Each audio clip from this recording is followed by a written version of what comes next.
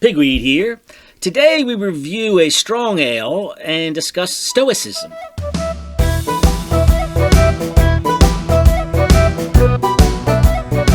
Hello, gentlemen. Hey, all right. Good to see you. There's Crow Hill, and goodness. Longinus, too. How about some beer and conversation? Yeah, we got to put a lock on that door. I know. Yeah, no, I think that's a You great never know idea. who's going to sneak down here. Yeah. What are we drinking? All right, so what are we drinking? This is a Christmas ale from Great Lakes. It's ale with spices and honey. Ooh, that sounds delicious. That sounds fun. All right. What's on your mind? Well, today, one of my elderly neighbors was coming down the street in this old beat-up car. She can't afford much more than that. Yeah. And as she was coming down the street, she ran over my dog. And Oh my! Wait a minute. That sounds Yeah, that's terrible. hard. That is really. I'm sorry to I'm hear so that. sorry. Gosh. I'm so sorry. yeah, it's not a big deal. Why would you say that? Well, you got to control your emotions. That's a great idea. You know what's hard to control my emotions? When I drink a delicious beer. Oh, Then okay, I really get it. Yeah. Right. So you got the. I don't have a dog, but because it's a Christmas ale from Great Lakes Brewing, ale with spices and honey. So what do you think? What are you expecting? Not very specific, so let me see. Got the color here. I'm I'm expecting not too much hops. Yeah, I'm expecting some serious sweetness. malts. We got 7.5%. Right. You may or may not get the booziness out of it. But, And what are the spices? We don't know. But I don't think they tell us. holiday spices, we're talking cinnamon, nutmeg, Cloves. Okay. Yeah, Yeah. that's Cloves, what cloves. that's kind of what you expect. That's they- what I'm tasting. Oh, Yep, the cloves. yeah, I think you're right. Yeah. Yeah. Yeah, that's spicy. That's spicy. It's delicious, and it's not. I like that they do. I like the seasonal feel of it. It's like something I would just not at all be interested in drinking in the summer. Right. But I'm just But like, it's- oh, yeah, it it's just also feels not- wintry. It's not cloying. Right. It doesn't have that cloying sweetness, and it's also not. Sometimes spices go too far, and they get that astringent kind of a quality when there's too much spice, and it doesn't have that either. So I think they did a very good job. A nice blend. But it has of a all kind of a medium mouthfeel because Yeah. it doesn't have that lingering tongue Right. clinging. After And you also swallow. the 7.5% is a little bit hidden. It doesn't taste boozy. So yeah, I like it. Yeah, spices are cool. Well done. Spices are there. All right, so Stoicism. We're just talking about Vulcans, right? Yeah. Controlling your emotions and stay right in the middle. Control your indulgences. And, I listened to an interesting podcast where this guy was talking about his journey into Stoicism. And he said that the idea that Stoicism means controlling your emotions is not quite right. That's not. Yeah. Because he would say that the idea is you should encourage positive emotion, but you should suppress negative emotion. Well, that's self-helpy modern Stoicism. Okay. But let's get back to the Greeks and the Romans. Right.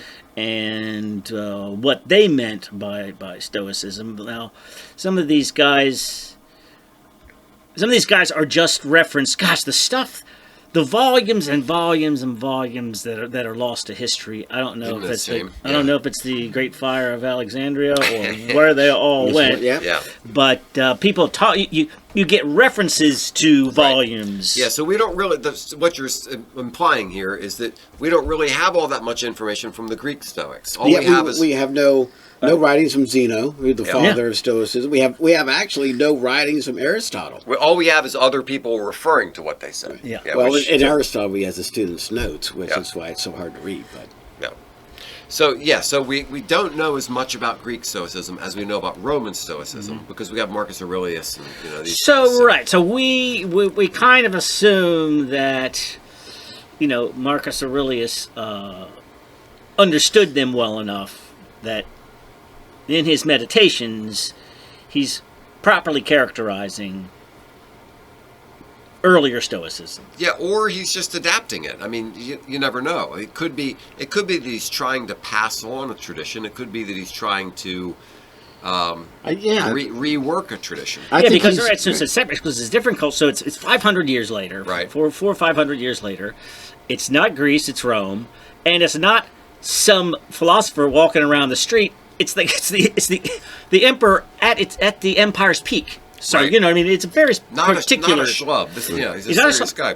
And he's also not writing history books for the ages. That's right. And, in fact, he wasn't writing a book at all. He was writing a journal, and that's where his meditations come from. Right, so they're called they're called books because they're sort of written independently, and they were just collected as meditations later. Right. But really, yes, it's sort of like a private journal about how to get through life. And right, and he's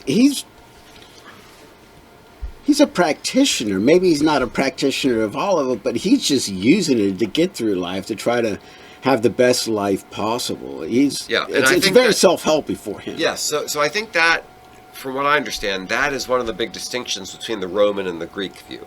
Okay. The Greek view is more philosophical, as you might expect. The Greek view is, ties in mathematics and astronomy and other kinds of things into Stoicism. It's a much more comprehensive philosophical worldview, where the Roman view is more like, okay, how should I live in the world today in the most profitable way? But it is metaphysical in the sense that the life you should live needs to be consistent with nature. Yes. And this nature includes the gods and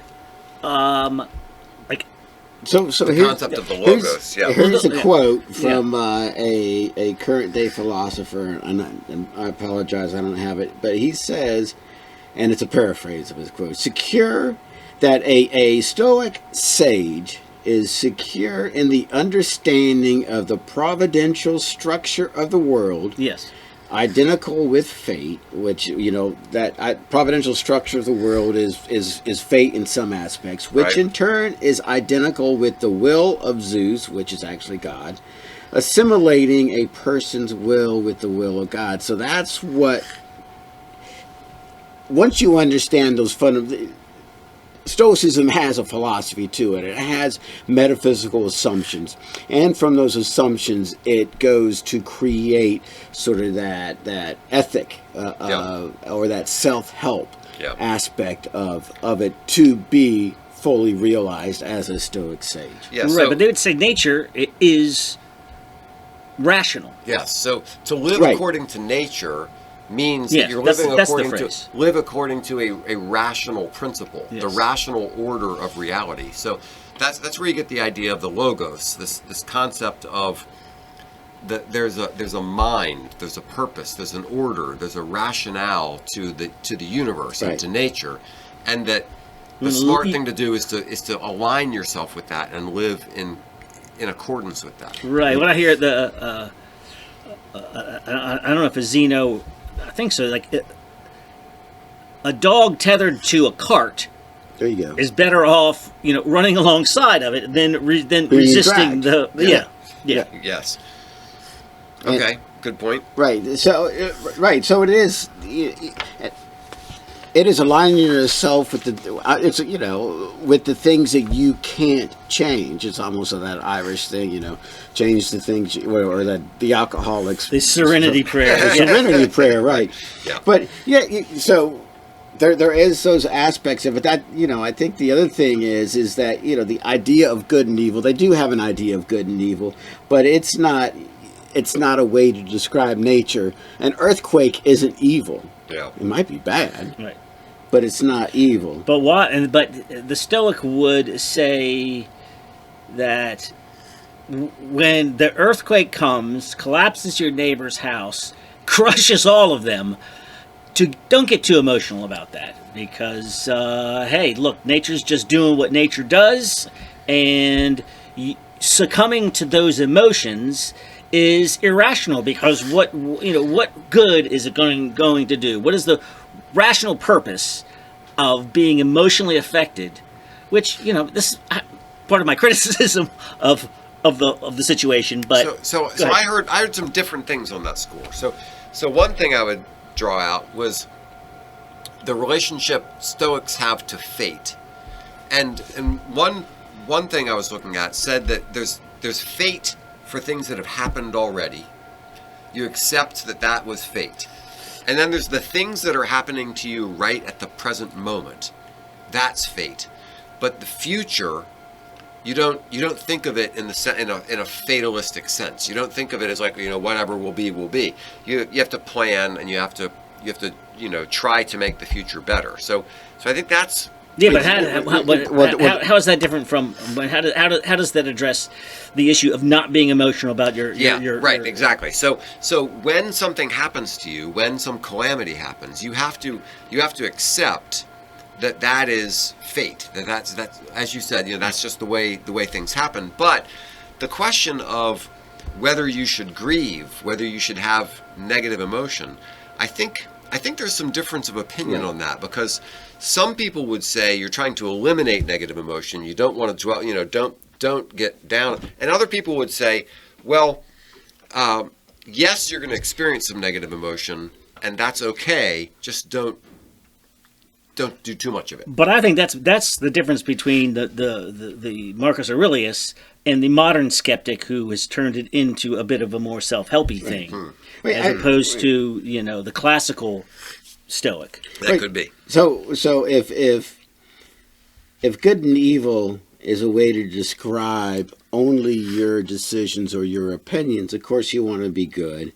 and to be good or to make good decisions, the four virtues that should guide or that need to guide your actions is justice, courage, wisdom, and temperance. Right. Now that's the one where we're really talking about. Yeah, I got a problem with that one.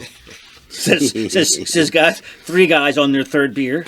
But the thing, right? But well, if you're used to having 6, then 3's okay. I see. What?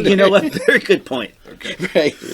So temperance then is paramount for our daily lives. It allows us to react to logos, right? Because the whole idea is to align our logos with the larger, the logos of God or the logos of nature. Yes. And so it allows us to react to logos instead of ignorance, right? And the ignorance is really that uncontrolled emotions, those uncontrolled thoughts that are not based in reason. All those things when you get upset. Yeah. When you're raging in the car because somebody cut you off, and then all of a sudden you're like, "What the heck is it?"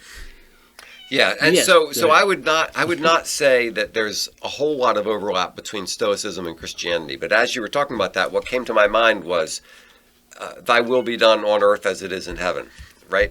So there is this. That's above, so below. There are some overlaps between Stoic philosophy and what Christianity would teach about this idea of aligning yourself with the will of reality. Right. I think that the self-help or the ethics philosophy of Stoicism has a lot of similarities with Buddhism, even though I think that the fundamental assumptions are going to be very different. Yeah. But I think that is one of the things that has pushed maybe the popularity or the revival of that's Stoicism a great question. Why?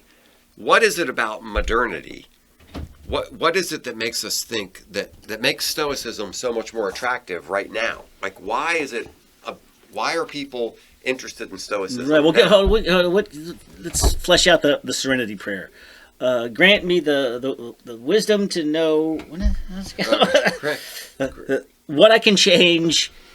The power to accept the things that I can't change. And understand the things. Understand the difference between what you can change and what you can't change. Something like that. Yeah, okay. So that's very. Kind of glad none of us know that. I know that we haven't been to the 12 steps yet. My mother-in-law is very mad at me right now. It's like if you're in a Hallmark store, you see that sort of stuff written. Yeah, right. Yeah.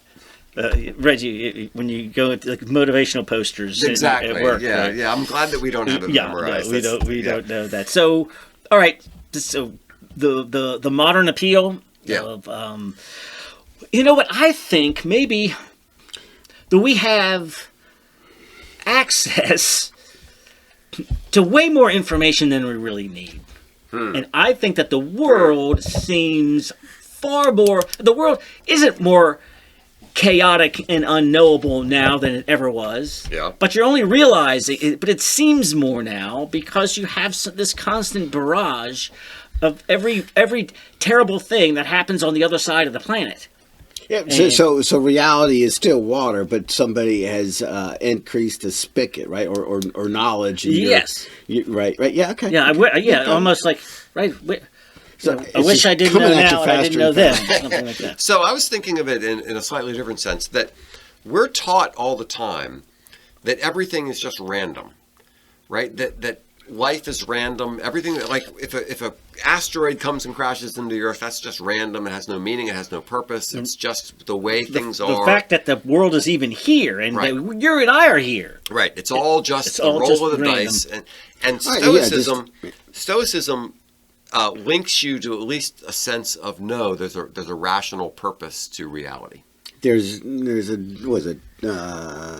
teleology to it. Teleology, right? There's a goal. There's an end. Right. So I think that concept of there being some sort of meaning and rationale is a welcome respite from everything's chaos, and the world just is. It's just Right. a random thing that happens.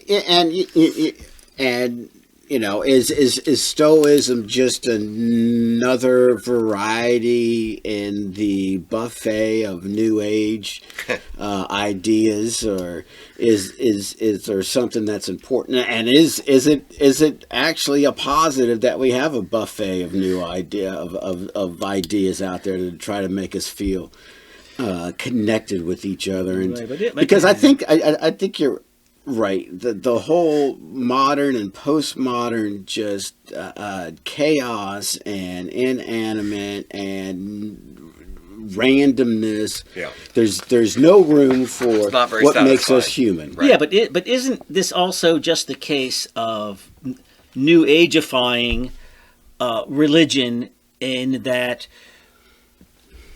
religion used to ask something of you? Yeah. And sacrifice, and so that, like, Marcus Aurelius's version was more about moral self-correction. Yes. And of course the modern age is more about I'm okay, you're okay. Yeah. In a way, that what I've seen of modern Stoicism is a modern take on Stoicism, which is I'm going to assert meaning in my life by following these rules that give me some structure and some purpose.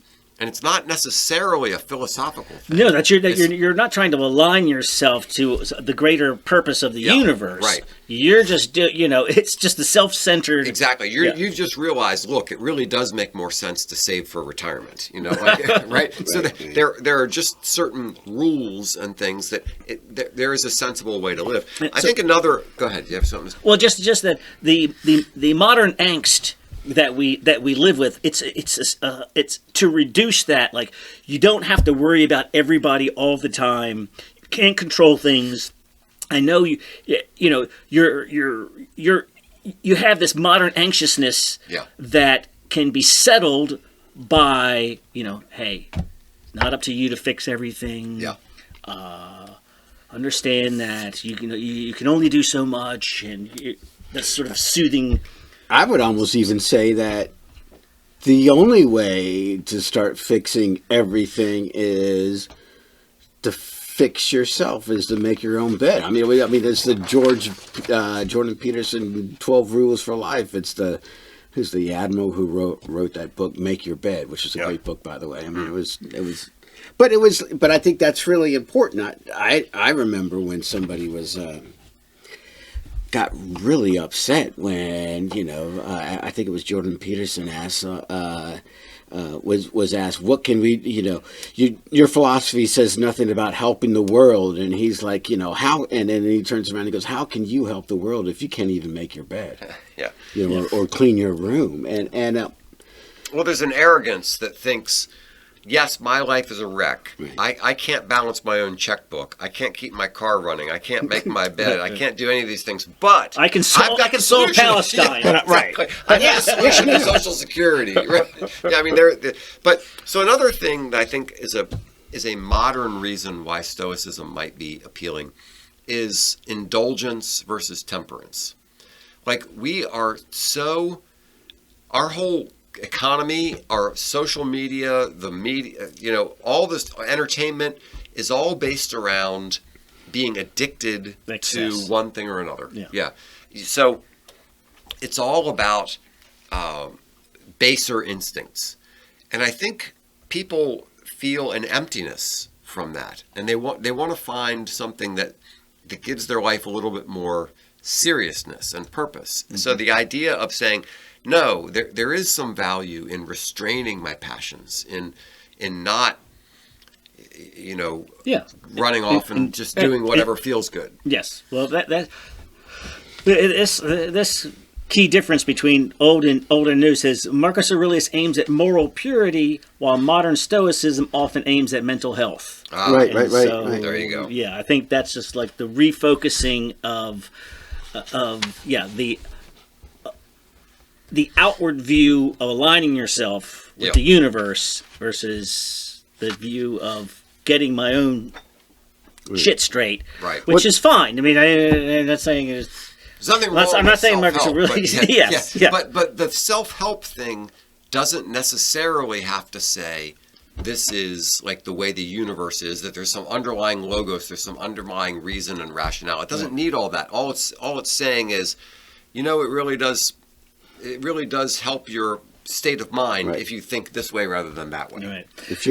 In terms of,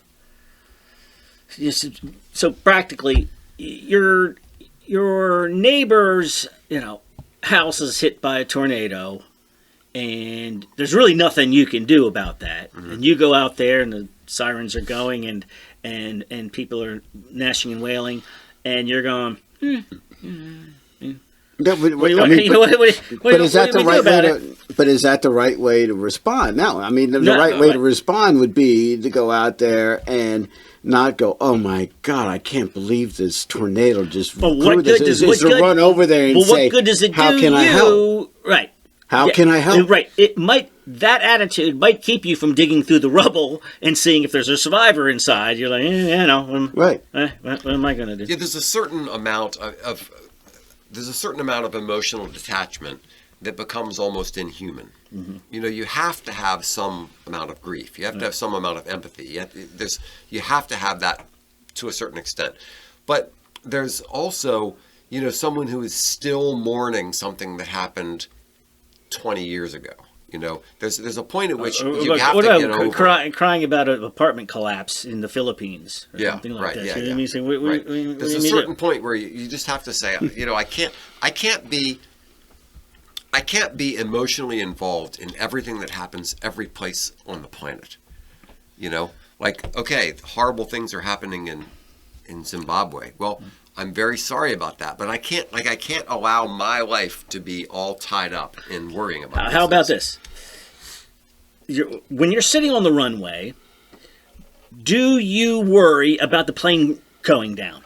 Do you think about a plane crash? No. And why not? Is it to me, it's either a sort of a stoic fate. I mean, what good does it do me to worry about something like that when I have no control over it? Or do you sort of have statistically, it's a pretty fair. Why can't it be and both?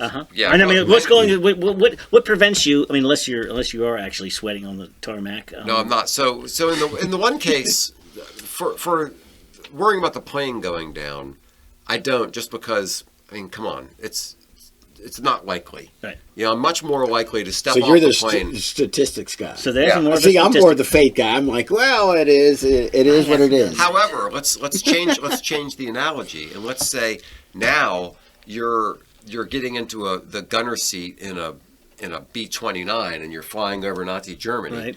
And you're wondering, is this plane going down? Am I going to get killed? I think in that case, it's a completely different calculation. It's not a statistical calculation. Right. It's what good does it do me to worry about that? I don't even think I don't even think it's a calculation. I don't know what it is. I think it's more of a phenomenological experience of just put yourself forward. Yeah, you have right. You have to block that out because I have a job to do. Yeah. But it is kind of, but there is a certain amount of resignation to fate. Yes. Right. Yes. Yeah. Fate. Longinus. I remember this specifically. I don't know. This is probably 30 years ago. We're flying in on this tiny little plane into Oaxaca, and we're going down there. And I think you or Arthur's like, I don't see any runway. Because there's this steep mountains that you have to get from the beach up to the plains. Right. And then once you get over that, then you come down there and it's kind of, you just don't see it. And I don't know. And I was totally resigned. I was like, Yeah, I think I was this too. would be, it's probably not very painful. And it would kind of be kind of epic way to go. I mean, an exotic trip on a plane in a foreign country, I was not afraid at all, even though And the other time I think I felt that was when Phil Banks had a '65 Bobcat Buick, I think it was. He's driving home from Georgetown. I'm sure he was drinking way too much. I'm sure he was going and I'm in the backseat saying, "Well, if this is the end, this is the end. This is fine." Yeah. So you weren't panicked. You weren't worried. I don't know. I don't know if this is stoicism or. But are we? I'm wondering if we're paying too much attention to the idea of stoicism as emotional control and regulation and not freaking out. Right. Where's the justice, courage, and wisdom? Yeah, exactly. So So you mentioned them before. The 4 cardinal virtues: wisdom, justice, courage, temperance. And I think all this stuff about when we normally hear the word stoic, we think, oh, you're not particularly. Yeah. Actually, let's go ahead. In the vernacular, like the adjective, who are you assigning that to? What kind of a guy? Yeah, somebody who doesn't react to things. Somebody who hears bad news and they don't. And then there's a surprise party for them, and they're like, right. Or everybody's getting laid off, and they're like, oh well. So that's being stoic. Do you think that's what Marcus Aurelius has in mind? Maybe a little bit, but I don't think that's the major. I mean, that's what we've turned it into. Is this this? We think of Stoicism as being a Vulcan and not having emotional reactions to things, but there's more to Stoicism, and that has to do with cultivating wisdom, justice, courage, and temperance. And I heard an interesting. This guy was talking about Stoicism, and he said one practical thing that you can do is dress a little bit less warmly than you might have. So that you get what he was saying is you're sort of expanding the range of things that you're comfortable with. Right. So if it's hot, don't turn the air conditioning down quite so much. Learn to put up with the heat. Or if I'm hearing you right, that what you consider suffering should be broader. Yes, it's like anything over 82 and under 78, that's suffering. Exactly. You imagine this really pampered person. Yes, that's good. I have to be in the temperature has to be 82 degrees. I have a 4-degree range. Yes, exactly. And anything outside of that, I'm miserable. And this guy is saying, well, that's a horrible way to live. That is a horrible way to. But I see that's a practical modern version of expand what suffering means. Expand the range of what you can tolerate, so that puts a little more context to the concept of disciplining your body and suffering. I'm starving. Right? No, really. So let me ask this question here. I mean, we're talking about the Greek and Roman Stoicism as having a metaphysics where the virtues are based on justice, courage, wisdom, and temperance. Right. Yes. And now we're jumping into the modern Stoics, which we're talking about as self-help, where they sort of eradicate sort of that orientation to justice, courage, wisdom, and temperance. Yeah. What are we losing in the modern Stoicism, or what are we gaining, or what's going on? No, that's a great point. So, if let's take wisdom. the wise thing to do is to dress for the weather, right? So this thing about dressing so that you're cold, it's not, I mean, okay, there might be some wisdom in that, but these virtues, wisdom, justice, courage, temperance, don't really have a whole lot to do with this disciplining your body and trying to regulate your emotions. Those might be subsets of these things. But learning wisdom, right judgment, how to apply things correctly is a way bigger endeavor than just saying, I don't want to freak out when I get bad news. Yes. And that's almost an allegory of a modern day society, right? Yeah. I mean, yeah. Right. And so this could be, in some ways, linked to the circumstances of the time. So you're an emperor who's fighting the Huns on the Germans on the frontier. Yeah. Mm-hmm. Your empire is experiencing plague. Right.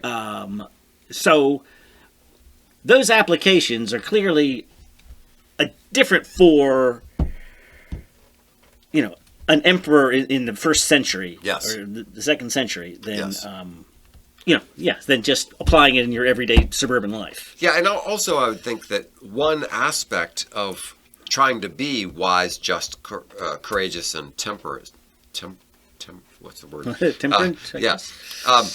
Is understanding your station in life, because trying to be just as an emperor is different than trying to be just as a mailman. And Epictetus was a slave. Yeah. So he's coming from that position. Oh, right. That's a perspective for you. But just talk about having no emotion. There is a story of Epictetus, and he's getting tortured, and the guy's banging on his leg, and he looks up at the guy that's torturing him and says, "Hey, man, if you keep on doing this, you're going to break my leg." And the guy does it a couple more times, and his leg breaks, and then Epictetus says, "See, I told you so." Which yeah, I don't know if that would. But I think this concept of, nowadays, if you think of these wisdom, justice, courage, temperance, I think the only one that really resonates with the modern person is justice, because everybody thinks that they are, that they are so just, and they're trying to do the right thing, and they're trying to make the world a better place, even though they don't know what they're talking about. But justice does resonate with the modern person. Wisdom, courage, and temperance really don't. Well, I mean, temperance. Temperance, definitely, right? Because that's sort of the whole psychological the lack of thing it, where you're. Go ahead.